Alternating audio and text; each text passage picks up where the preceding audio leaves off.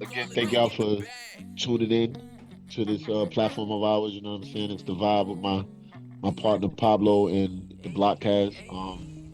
Like, subscribe, and share when you can. Special episode. We have the multi-platinum producer. The what do you do films? Like, what do you call that thing? Film. Timothy. Okay, here you go. You do it too. He do it all. You do it all, right? He Himothy. Interview with It's the Himothy marathon, y'all. right, with super producer self, my big brother, my business partner, That's and right. my man Pablo. So, where did we leave off at, Pablo? He was letting Self was he was giving us the game. The downside. Talking about the downside thing. Yeah, but and now the stuff that I do now compared to the consulting, the film directing, the radio station executive producer and stuff like that. That's where I'm at. Real quick story for I met Self back in 2015 when I moved down to Atlanta, and God bless the dead. You know what I'm saying? The nucleus between he and I was DJ Big Cap. You know what I'm saying? Who was Biggie's road DJ or whatever the situation is, and it was just a beautiful thing from there. He was in there. What was the Hey Baby dude you was working with when I met him? What's his name? Hurricane Chris. Hurricane Chris. He was working with Hurricane Chris when I met him.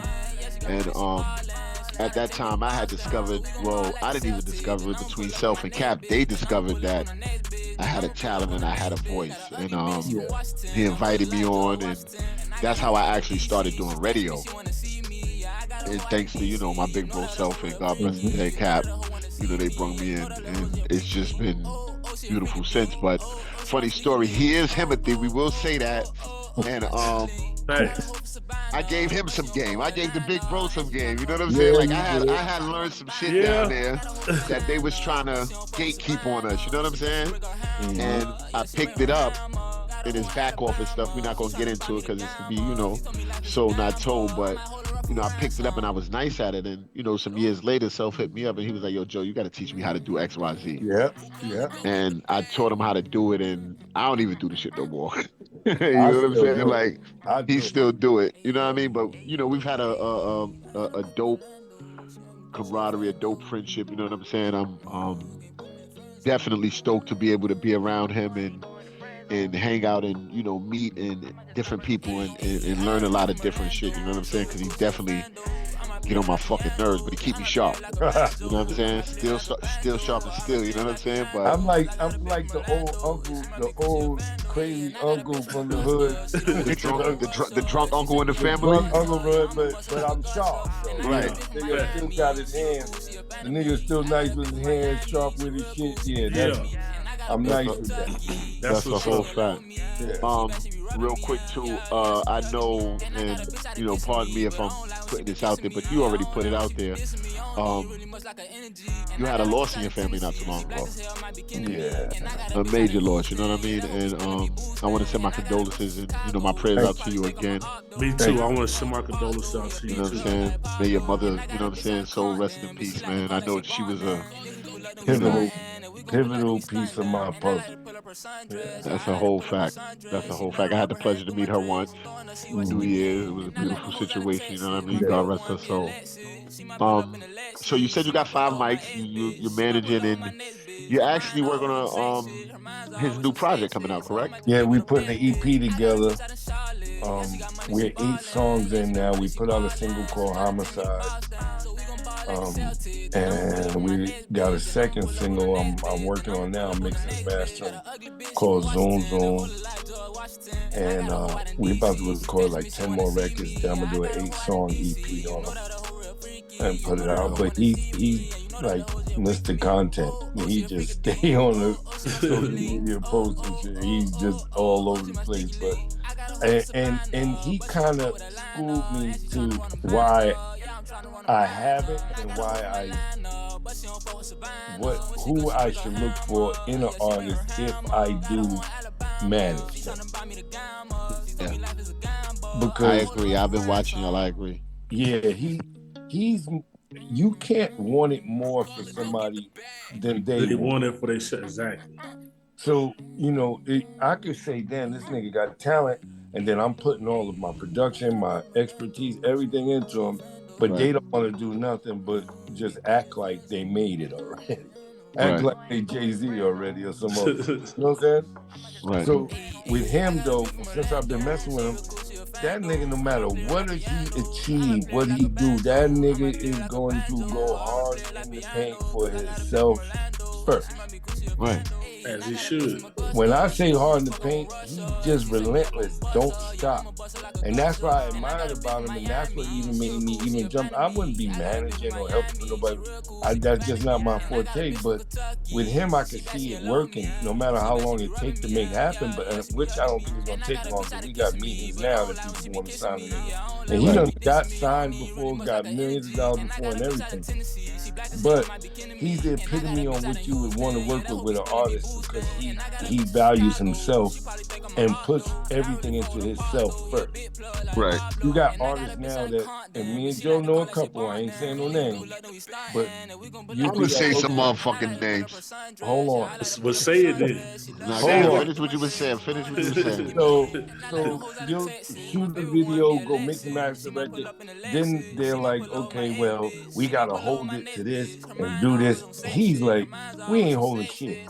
If this is a hit record, it's going out now. I'm putting it. But the only thing, the bad part is I don't get a chance to do the back off the shit. I gotta keep up with him, because throw some shit out on the internet. And I'm like, nigga, we didn't do the back off the shit. We could be collecting money. But he's so fast that I've learned to keep up with him. And I say that to say, he's going to, there's artists out here that don't want to even post on social media to build their fan base. Yeah, right.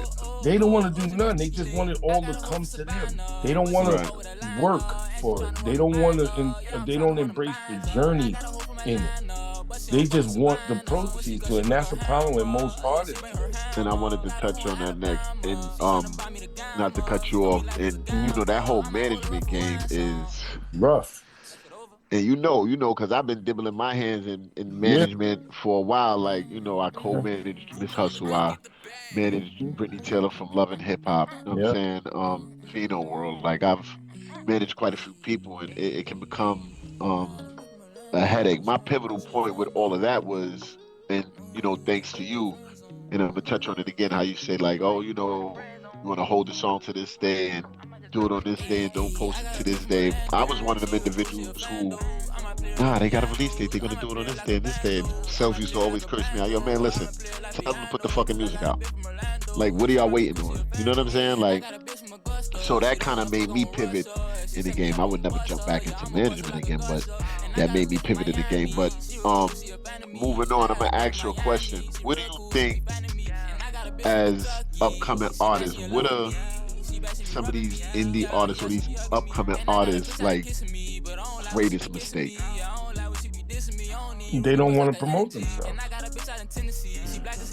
They overthink shit. They don't want to promote. They want instant gratification, and they just feel like they already made it. And like I was saying earlier, if you're an independent artist, you got to do all the stuff that the majors would do for you if you were signed now. Right. And that's why they give you such a big budget. And it's too easy now today. And Joe, you know what I'm talking about. It don't take a lot of money now to put into yourself to market and promote yourself. Not at all. Back in the days, it took $100,000. You had to shoot a music video for with hype billing. That'll cost you $100,000. You know what I'm saying? Right. To promote and market shit like that. But nowadays, you can shoot a video for fucking $500, $200. Right. Put it out, constantly putting shit out to build a fan base. Most of your money gonna come from the show stuff, but they don't get it. Everybody just think, I put it out on DistroKid. They don't do none of the back office shit, like we talking. So they're just putting it out and then sitting it there like, all right, I'm gonna be a fucking star. Nigga, you the illest nigga in your car. That's it. In your car. That boy good. You don't do nothing else but play in your car. Niggas get mad in your car. You playing it. Oh, that shit ill. Your man them hype you up. That's crazy. But the world, China never heard it. Like Europe never. Nigga, you the illest nigga in your car. Congratulations, nigga. You know what I'm saying? Right. But but you know, and they got the tools today because the internet. Yes, you can reach the world. You everywhere, can reach anywhere in the world. You can reach. But they don't do it. They just throw on. They think DistroKid gonna make them, and because they get on a couple of playlists and Spotify or some other shit, they feel like that they made it. They don't really understand. And I'm gonna throw a piece of game out there. They don't even understand that there's 8 different sources of income. Absolutely. Absolutely. They just bank on, like, even I had to tell Father, he hustles a lot off of the social media shit. So his mind is like, okay, I'm on Instagram, I get paid from Instagram, or I get paid from TikTok. And then niggas say I get paid from DistroKid. But I get paid from YouTube even, right? Right. But all separate things to get paid from. There's way more stuff to get paid from if you register and do the back office stuff. Correct. So the biggest mistake they make is not pushing and doing their own, running their shit like a business, in other words. Right. I got another question. How do these musicians,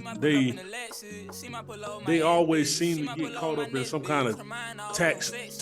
They ain't pay their taxes and they're losing all of these millions of dollars. How do you, if you seen other people do this, how do you continue to make the same mistake and end up going broke?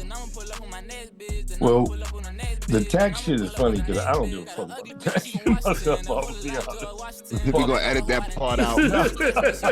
You ain't gotta edit that shit out. You're in a situation that pay Uncle Sam, motherfucker. I ain't trying to promote this or nothing else, but all I'm saying is if you making $1 million, yeah, pay your fucking tax.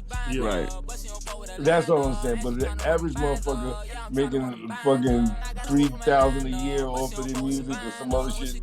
I'm talking about on the high level, like the $1 million they losing $1 million, $100,000, like that. They supposed to pay their taxes, and that means they don't have the right people on their team making them do the right shit that they need. They won't pay the taxes, but they'll go buy a Birkin bag for this random girl over here. You're 1,000% correct. But that means they don't have the right team. And everybody needs a fucking team, man. Right. And you can't do this without a team. You cannot. Just can't. So, and like I said, even with Five, is me coaching us that's helping them. I'm helping them with the back office. You don't know. I'm like, you just go ahead and make records and be viral. Do your shit. Right. Take care of the back office.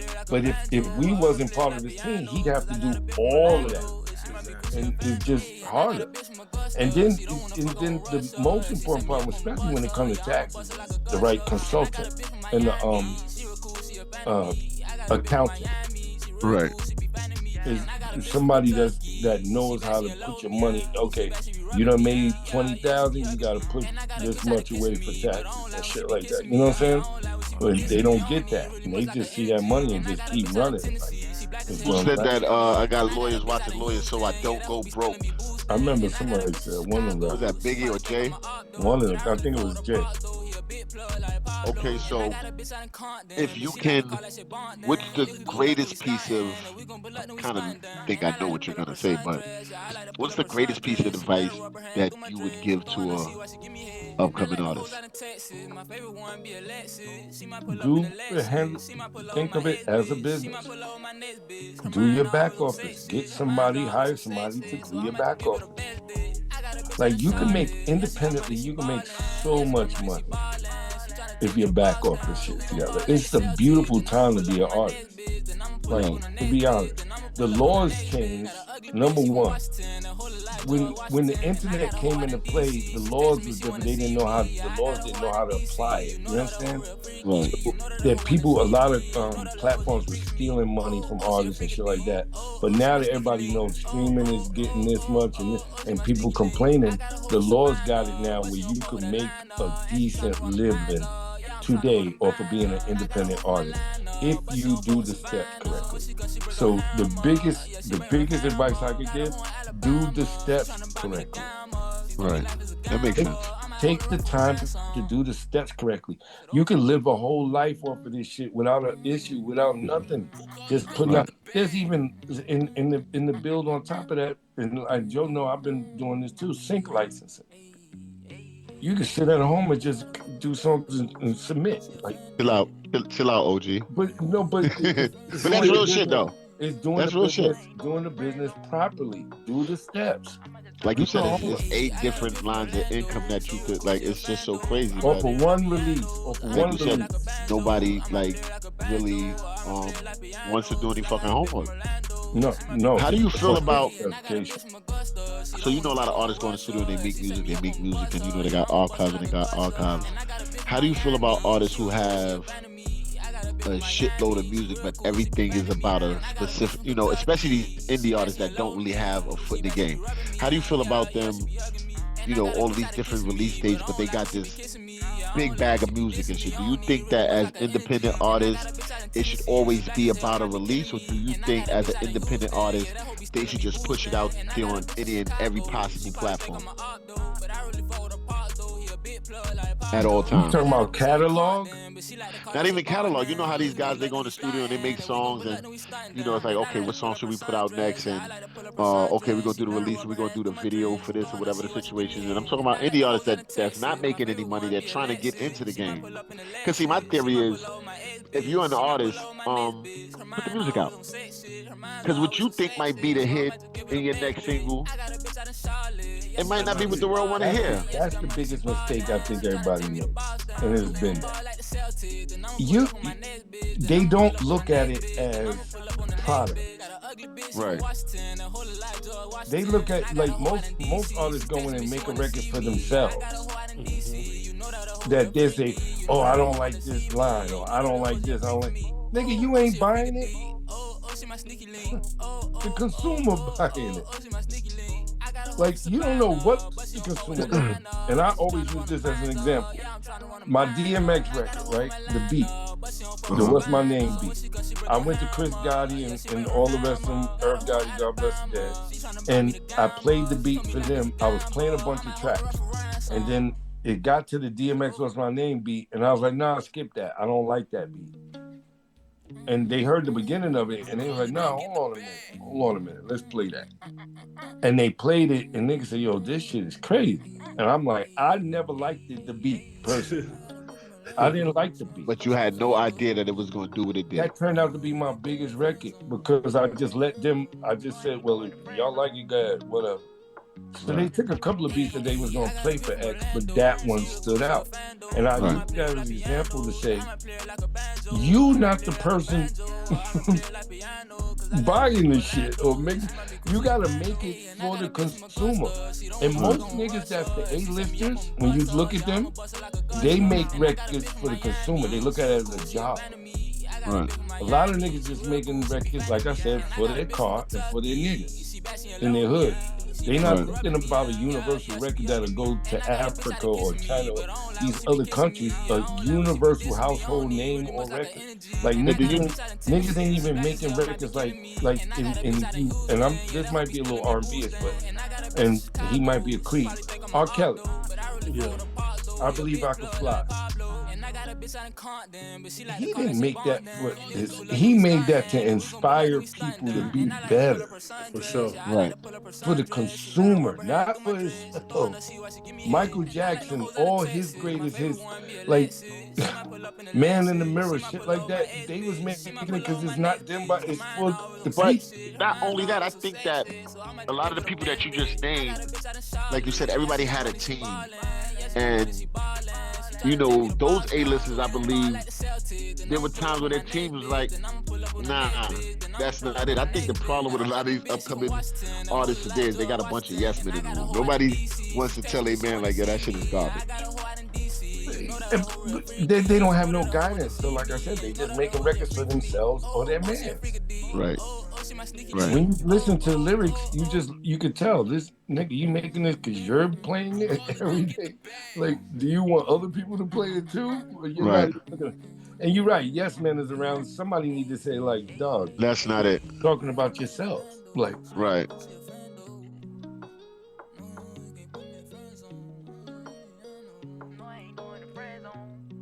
You vibing on the block.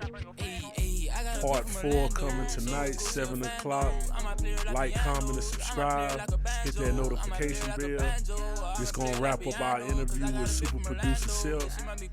We want to just take this time to thank him for coming through, blessing us with his presence. He's a legend in this game.